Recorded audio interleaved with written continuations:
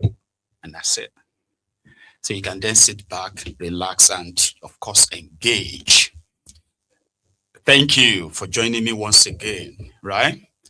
As it is, as many people have somehow like concluded that Kalu, the Mr. Strategist in politics, they say, right? But not in governance. Poorly, by the way. So it is believed that their state capture is already concluded. They are just consolidating it. And as it comes to their 2027 charade, it is already won and lost in their own book and their permutation. Fair enough, where they have made it pretty much clear to those who are in the opposition that if they really want to remain politically relevant, it will be better for them to join Kalu. So who are those who will challenge him in 2027? That's the question that the man that will succeed Tinubu if anything should happen to him, right? And that is Shettima. So according to Shettima, he believes that with what Tinubu has done for Nigeria in the last 2.5 years, his vision, his popularity, his acceptance, and what have you, that it will only be for a fool, it will take a fool to challenge him in 2027. And people have been reacting. Maybe you are going to react too, right? Let's start with that. Shettima yesterday. In fact, there is another one too. And that one is from Akpabiole. That one has to do with doctoring the Electoral Act in order to make all this smooth sail for them in 2027, right? Shettima and the governor of Kwara State, followed my very good friend, Elder Francis Sharif Oboborewoy, to appreciate and celebrate all our governors here. And of course, I want to sing out for special recognition 3 elder statesmen here. Aremu Olusegun Oshoba is 86 years old. He is here with us. Baba BC Ande is 87 years old and will turn 88 on the 13th of January next year. He is here with us. And former Senate President Kepme Ebute is 79 years old and he has been here. And he has been a loyal party member. And of course, there is someone that has been my in-law, former Senate President Ahmed Ibrahim Lawan, whom during the electioneering season I had routinely lambasted, but he kept a stoic silence. So thank you for your patience and understanding and your tolerance. My speech will be very brief. The Gettysburg speech, one of the most famous speeches ever spoken, was just 272 words by Abraham Lincoln. Politics reward memory, and today, memory must begin with gratitude. Before we speak of mass and march, we must acknowledge the singular role of President Bola Ahmed Tinubu in building the very culture of opposition that brought us here.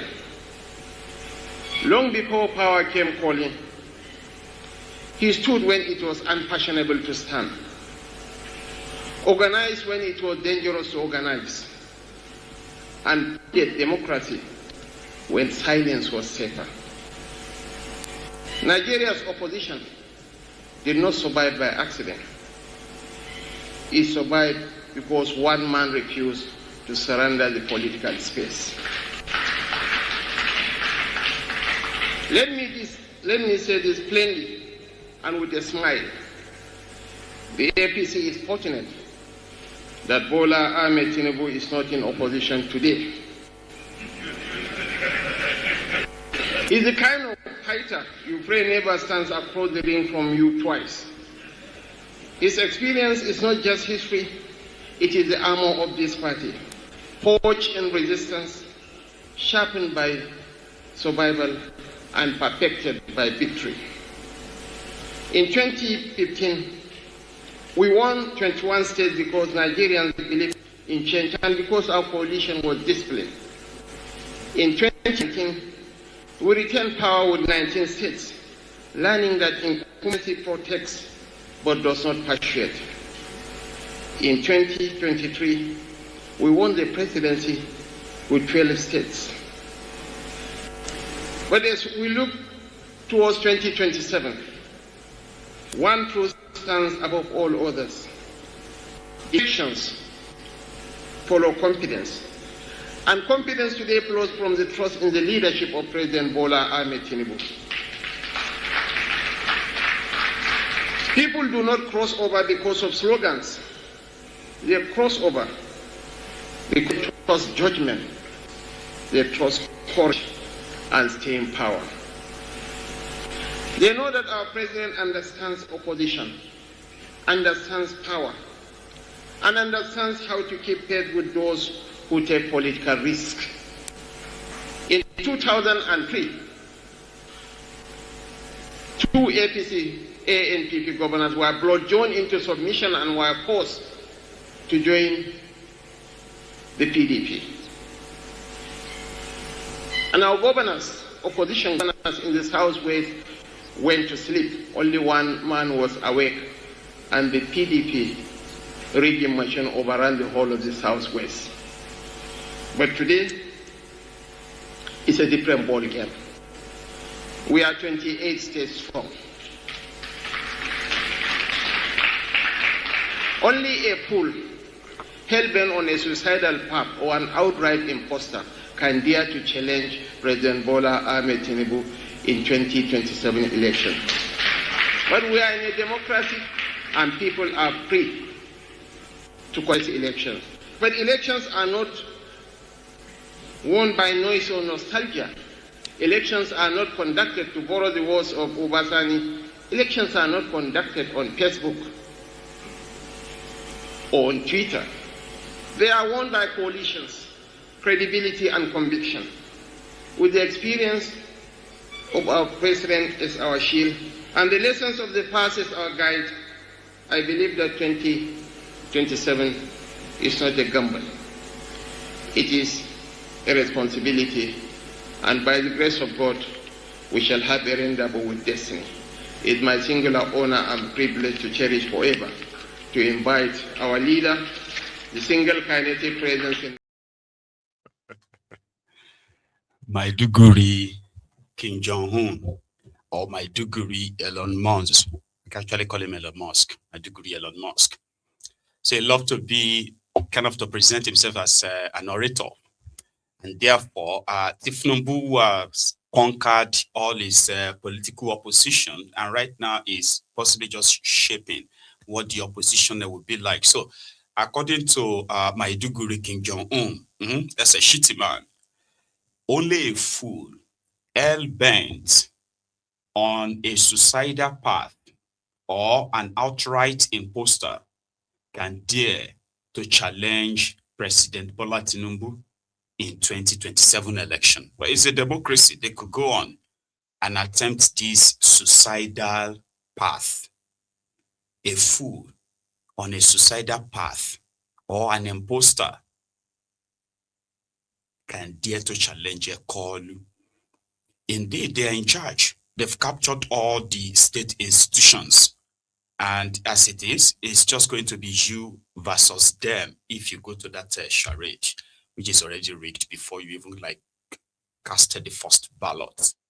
I'm not using reverse psychology on you. Just look around you. As you are here right now, I don't know how many of you are very much aware that they are doing this constitutional amendment right now. And they are also amending your electoral acts. The electoral acts, part of the proposition was that those who commit electoral fraud, bribery, violence, and the rest of that, right, should actually face prosecution, including jail. But they have removed that now. They voted it out like, no, leave money there.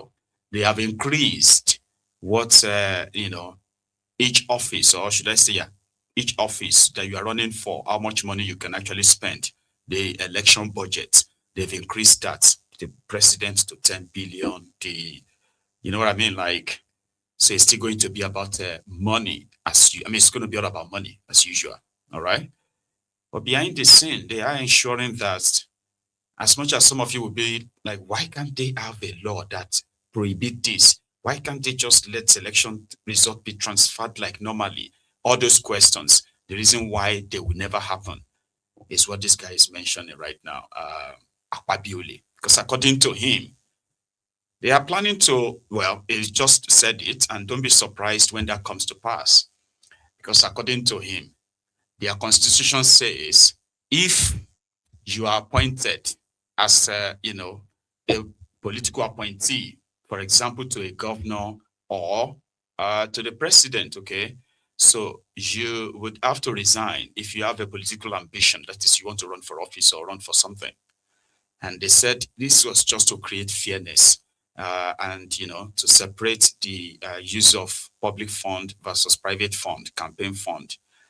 Something that is pretty much not really followed. But the fact that they still managed to resign and say, I want to go and be governor, resign as minister. Akpabiole said it doesn't make sense to just leave the president without ministers. So they would have to look into that and see if they can change the law that allows those who will be ministers to still run for offices as they are still ministers in your 2027. It may happen then.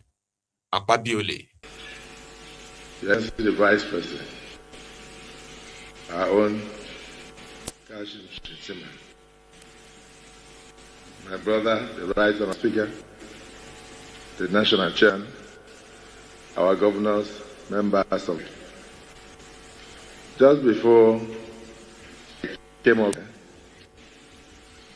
Mr. President,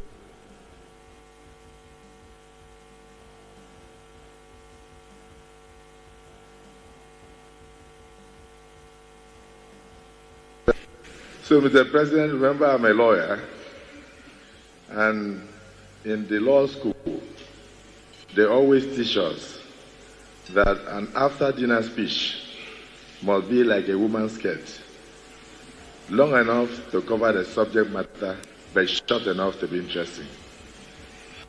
So I will take this like an after-dinner speech. I want to, on behalf of the Senate, adopt all the speeches delivered at this next meeting. So I join to welcome both the old and the members of NEC. I adopt the speech of the National Chairman. I adopt the speech of the progressive governors. I also adopt the speech of my partner, the Right Honourable Speaker. National Chairman, you make them available so that I will use the speeches as working document for discussion on Tuesday in the Senate of the Federal Republic of Nigeria. But on a cursory look, I must say that we have grown as a party. I must say that yes, indeed, the party and National Working Committee members are doing well. I want to say congratulations to all of you. I want to also welcome all the new governors, and to say that yes, indeed, the governors did not come alone. They came with the structures in their various states. So I also welcome those structures who are not opportune to be here today. I want to join the party to do everything possible to realize that democracy is all about the National Assembly and, of course, the executive. In other climes where democracy is not practiced, you will notice that they will have the executive and they will also have the judiciary. But whenever you have a democracy, National Assembly becomes paramount and therefore needs to be consulted. So whilst I applaud the APC governors for their strides, I just want to appeal that you carry along the National Assembly members, the House of Assembly members in your various states. I hope this is not too much of a demand. They are the closest to the grassroots. Mr. President, we feel strongly that the vote of confidence once again reposed in you by the APC governors share in that in the National Assembly. So we say that we have confidence, implicit confidence in your capacity, in your clarity of purpose, and your ability to navigate the very difficult terrain to take Nigeria to the next level. So we say congratulations so far for a job well done. And on that note, Mr. President, I will say that from the National Assembly, particularly the Senate, we will not fail you. We will not fail our party. We have so far not failed you. We have so far not failed our party. Every bill, every request, we have tried to make sure that we meet them timely for you to move ahead, to change this country from where you met it. Congratulations to all of us, and may God guide our party, and may God not allow us, because of our new sites, to self-implode. May we take actions that will carry along the grassroots and improve the living standards of all Nigerians. And may our children who are seeing insecurity today, may they not see again in future. May God give you the enablement as President of Nigeria to continue to take swift action, both in the economic sector and in the security sector, to salvage this country. But so far, you have given hope to those who had no hope. Nigeria was at the crossroads where you came, but things are looking up. Your reform agenda is working. And then, of course, we who are behind you to craft the laws are ready to continue to do so. Mr. Chairman, we are going to tinker with the Electoral Act. We will finish that before the end of January, so that as you go into your congresses, you have a clear timeline of which you will do your primaries for the next election. We will not allow the president to be a president without ministers, because primaries are held 10 to 12 months before the general election. So we are looking into that, and with the advice and assistance of the president, we'll soon get back to the party. So congratulations for the new members, particularly our governors. And in fact, for me, as the Senate President and a son of the South-South, I say congratulations to the South-South and the other zones, because so far, I can see everything turning around. All classes, you know what they call F level? When you get failure in all the subjects that you take. F9, F8,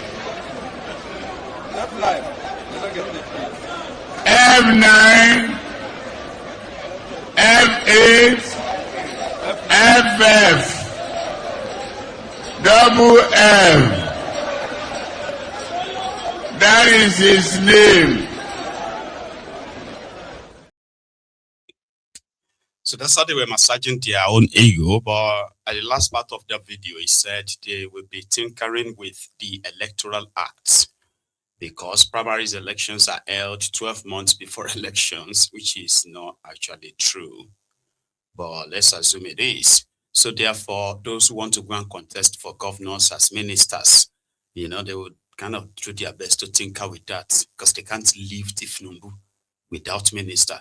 And somebody is a loose mouth. Akpabiole is a loose mouth. And you just need to pay attention to some of the things that slips out of his mouth, because at the end of the day, these things will be done. And yeah, nobody will just kind of act surprised when they begin to implement them. They are ready to to tinker with the Constitution to suit whatever agenda they are planning or plotting. That some of you or some of us have no clue until they unravel them. So they have been doing all of their nocturnal meetings, the arrangement, permutations, and as it stands, Tinubu has secured his second term without any sort of hindrance. Do you get that? Because he currently controls 28 state governors, and according to them, others who are not even in their party are also working for him. So if you manage to capture the state governor, that means you've captured the state. Tinubu's theory, because when you capture the state governor's entire state political apparatus and the rest of them, they are ready to be yours willingly, right? So then when it comes to the elected officials, right, national and local, they are all mostly like, loyal to the state governor. So at the end of the day, so Tinubu's theory is that if they have these 28 state governors, so how do you then think